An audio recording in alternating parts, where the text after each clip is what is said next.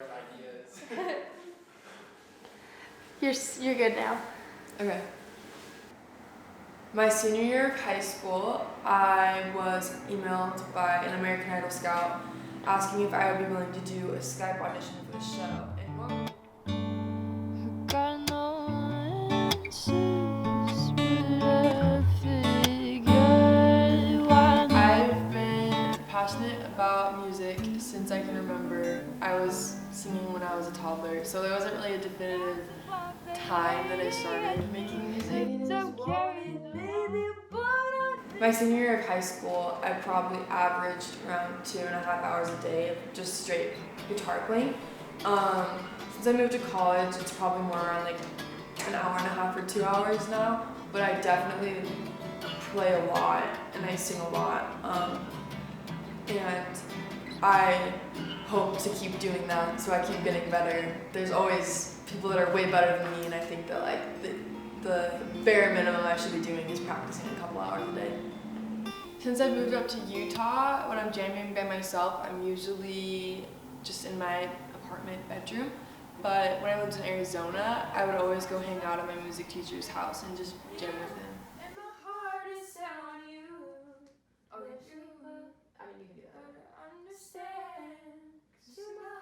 There are a lot of different messages in my music. I kind of sing about whatever I want. I think that's like part of my thing is that I don't try to restrict myself in the subjects of my songs.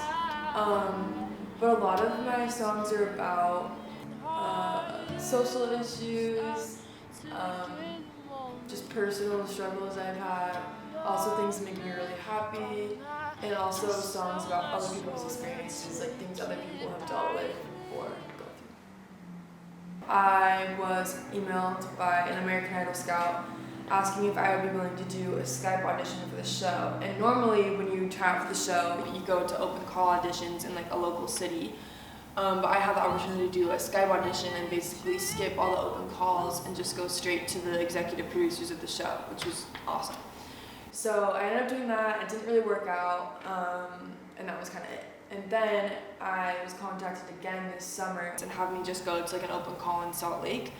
So I ended up doing that, and I got pushed through that round. Then I got pushed through another round, and then basically I ended up going to LA for the last audition I did, and that was the executive producer auditions. And I'm not really sure how much I'm allowed to say about it, but basically I just showed up to a building, I sang for some producers, and they later told me that I wasn't really fit for the cast this season, but they're getting back to me next season. But overall, I'm glad I did it. Honestly, I'm not a huge fan of music TV shows in general, and I think there's a lot to be learned about how sometimes, even though the music industry is built around artists, I think that a lot of times it ends up exploiting those artists in the same way. So back in January, I decided to throw my own concert, and so I did, and I had it in this huge car shop that my family owns, and a lot of people came, probably like 150 total showed up, which was super cool, like just my friends and family. So that was super fun.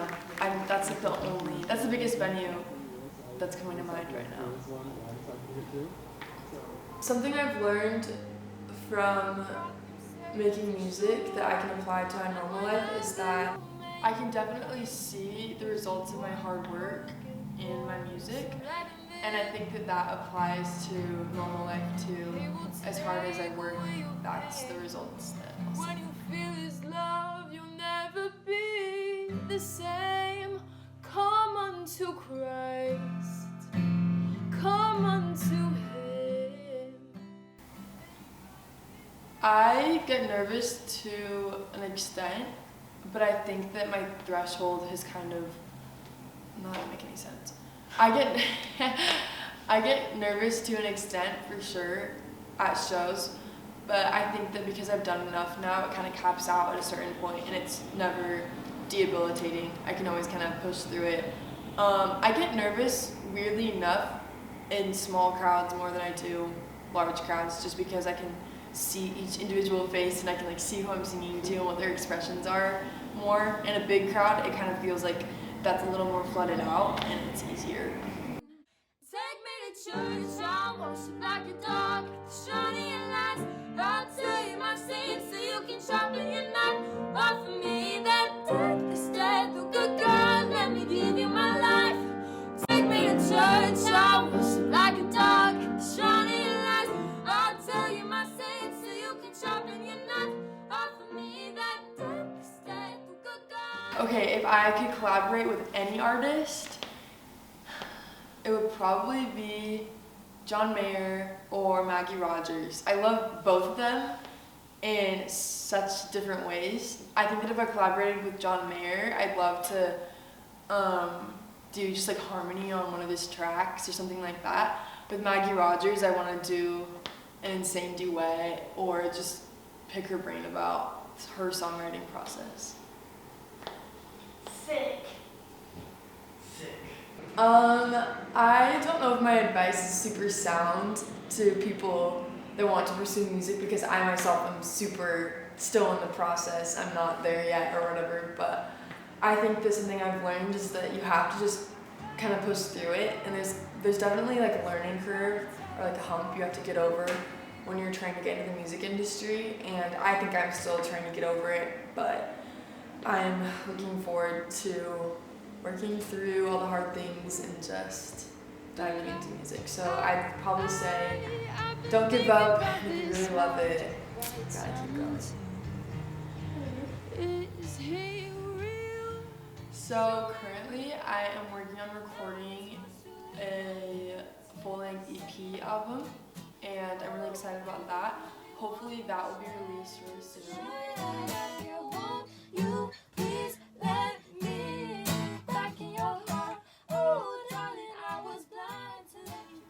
After my EP is released, I plan on performing it at as many places as I can, hopefully getting a spot on tour with a touring artist, and we'll see how that goes.